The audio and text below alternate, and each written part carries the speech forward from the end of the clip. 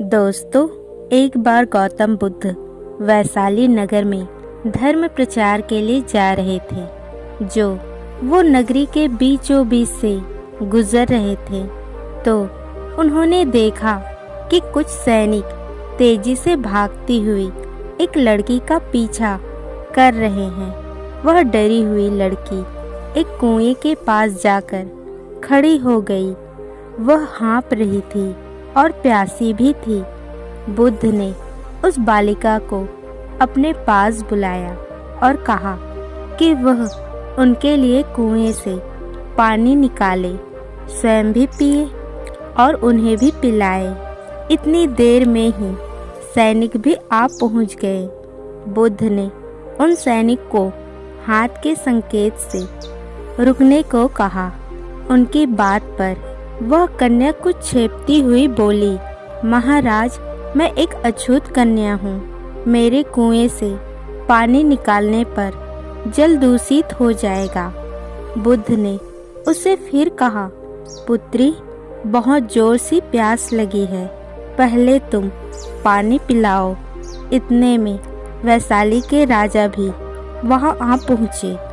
उन्होंने बुद्ध को नमन किया और सोने के बर्तन में कवड़े और गुलाब का सुगंधित पानी पीने के लिए पेश किया, लेकिन बुद्ध ने उसे लेने से इनकार कर दिया।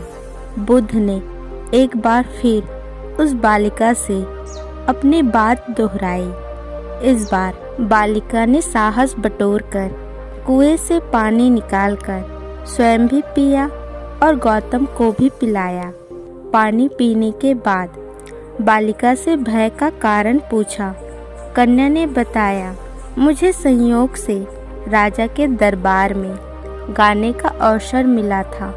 राजा ने मेरा गीत सुना, मुझे अपने गले की माला पुरस्कार में दी, लेकिन उन्हें किसी ने बताया कि मैं एक अछूत कन्या हूँ। यह जानते ही उन्होंने अपने सैनिकों को मुझे कैद खाने में डाल देने का आदेश दिया।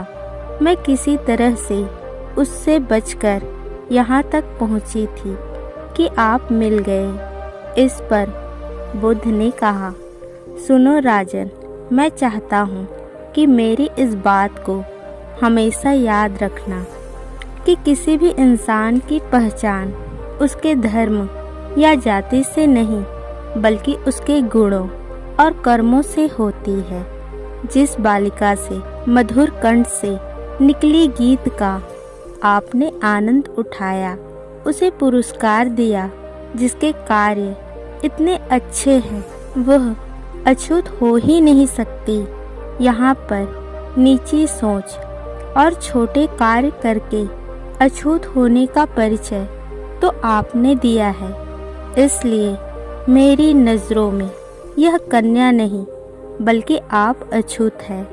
वैशाली नरेश बुद्ध के सामने शर्मिंदा होने के अलावा और कर भी क्या सकते थे। उन्होंने बुद्ध से क्षमा मांगी और वहाँ से चले गए। तो दोस्तों, इस कहानी से सीख यही मिलती है कि कोई भी इंसान अपने कार्यों और विचारों से बड़ा बनता है, अपने धर्म या जाति से नहीं।